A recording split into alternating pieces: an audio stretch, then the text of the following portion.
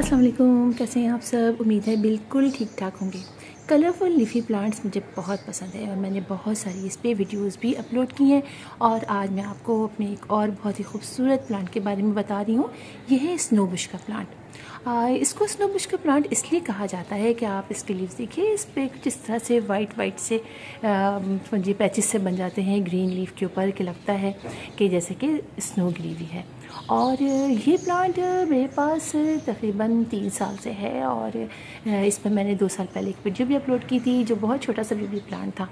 और आज कराची में हुई है बारिश और मैंने सोचा कि चलें, रमज़ान भी है, आप लोग को रमज़ान की मुबारकबाद भी दे दूँ, पहला रोज़ा है आज, और अपने प्लांट के बारे में कुछ बताऊँ, इसलिए कि बारिश के बाद मेरे सारे ही प्लांट्स बहुत अच्छे हो रहे हैं। और ये प्लांट भी मैं देखने आई, मैंने कहा चलें, बहुत ही प्यारा प्लांट है, आप लोग को इसके बारे में बताया जाए। ये देखिए, ये प्लांट जो है ये बिल्कुल एक ट्री की शक्ल अख्तियार कर लेता है। लगा हुआ है ये मेरे 12 इंच के पॉट के अंदर। पहले मैंने कहा था कि मैं इसको शिफ्ट कर दूंगी पिछली वीडियो में, लेकिन ये इसके अंदर इतना अच्छा ग्रो करने लगा। नीचे देखो मैंने रूट्स, तो मैंने इसकी थोड़ी सी रूट्स प्रून कर दी, वापस इसी प्लांट के इसी पॉट के अंदर लगा दिया। और अब आप देखिए कि कितना अच्छा ग्रो कर रहा है। अच्छा, ये पहले काफ़ी छोटा सा था, फिर मैंने काफ़ी पिंचिंग की, तो अब आप देखिए कितना ग्रो है। तो सबसे मेन बात यह है कि आप इसकी बहुत ज़्यादा पिंचिंग कीजिए। पिंचिंग करने से ये इतना बुशी होता चला जाएगा, उतनी ही इसकी लीफ जब ये वाइट से कलर्स आएंगे और साथ साथ इसकी स्टेम भी हल्की हल्की सी पिंक हो जाती है, तो बड़ा खूबसूरत लगता है। तो ये बहुत ही बुशी सा हो जाता है। अच्छा, ये प्लांट समझिए आप पार्शियल शेड में बहुत अच्छा ग्रो करता है। यानी ये कि डायरेक्ट सनलाइट में आप अगर मॉर्निंग के थोड़ी देर के लिए इस पर आ जाती है तो कोई बात नहीं है, धूप में चल जाता है, लेकिन इतना खूबसूरत नहीं होता। डायरेक्ट सनलाइट में लीफ बहुत ज़्यादा इसके झड़ जाते हैं, तो डंडी डंडी सी ज़्यादा दिखती है।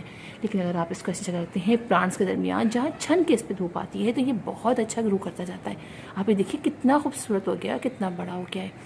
अच्छा, ये प्लांट जो है अक्सर हम अपने जो इंडोर गार्डन बनाते हैं उसमें भी लगाते हैं, लेकिन इसको थोड़ी सी ब्राइट इनडायरेक्ट सनलाइट की ज़रूरत होती है। लिहाजा अगर आप बिल्कुल इसे ऐसी जगह रखेंगे जहाँ डायरेक्ट सनलाइट नहीं आती है और काफ़ी शेडी एरिया रहता है, तो उसके लीव्स झड़ भी जाते हैं और जो रहते हैं वो ग्रीन ग्रीन से आते हैं। तो उस पर वाइट रंग के इस तरह से ये जो बन रहे हैं ये लीव होते हैं।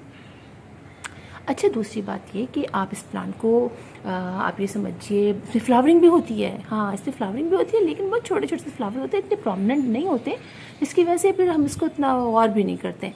इसको आप कटिंग से भी लगा लेते हैं, कटिंग से लगाना थोड़ा मुश्किल होता है, और इसलिए इसकी मिट्टी बहुत मतलब समझिए आप मॉइस्ट रखनी पड़ती है, मतलब हर वक्त मॉइस्ट रखनी पड़ती है, बहुत तो नहीं, हर वक्त मॉइस्ट रखनी पड़ती है कटिंग की, तो फिर लग जाता है। आप ये भी कर सकते हैं कि इसको कट कीजिए रेनी सीज़न में या स्प्रिंग के सीज़न में, आप इसके ये ब्रांच को कट कीजिए और फिर ऊपर से शॉपर डाल दीजिए ताकि खुश्क ना होने पाए, अंदर थोड़ी सी ह्यूमिडिटी बनी रहे, तो फिर इसके मतलब कटिंग लग जाएगी।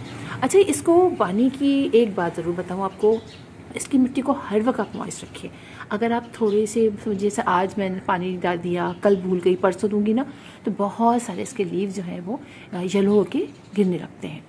आप ये देखिए, एक दिन पानी मैंने थोड़ा सा मिस्टेक कर दी, थोड़ा सा सूख गया ये, तो देखिए इसके लीव्स काफ़ी येलो हो गए।